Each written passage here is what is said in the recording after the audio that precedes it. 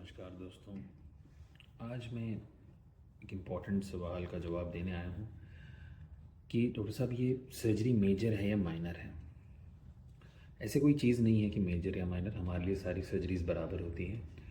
सबसे ज़्यादा पेशेंट्स एक पर्टिकुलर सर्जरी के बारे में बात करते हैं कि डॉक्टर साहब गॉल ब्लैडर सर्जरी हमें बाहर किसी ने बताया है कि ये 20 मिनट का है, 15 मिनट का है, 10 मिनट का है।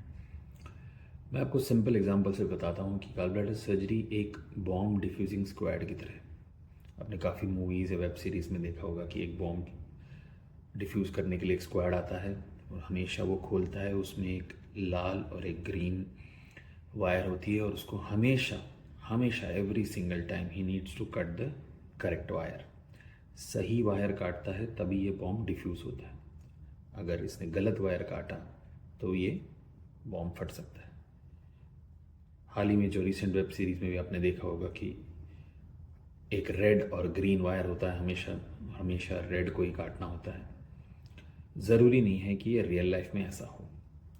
गॉल ब्लैडर सर्जरी जब होती है, गॉल ब्लैडर के जो दो ट्यूब या डक्ट बोलते हैं, एक कॉमन बाइल डक्ट और एक सिस्टिक डक्ट जो आता है, वो हर इंसान में सेम नहीं होता है, अलग अलग होता है। और एक ब्लड वेसल भी आता है जो उसको सिस्टिक आर्टरी बोलती है।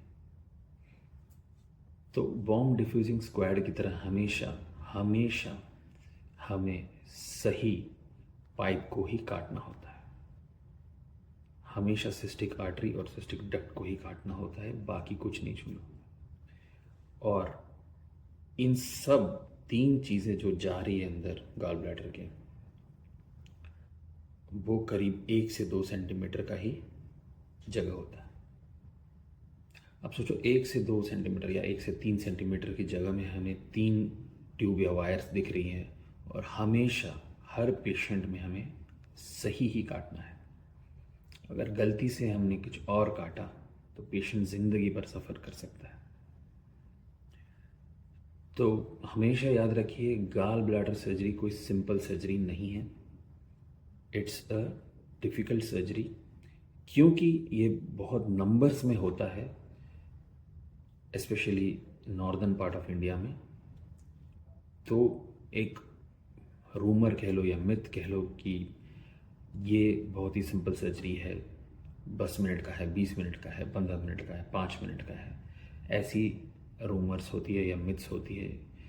Please don't believe this.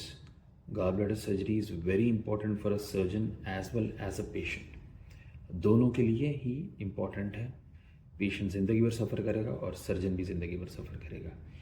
1 से 3 सेंटीमीटर के गैप में हमें हमेशा सही वायर को ही काटना है, नहीं तो बम फट सकता है।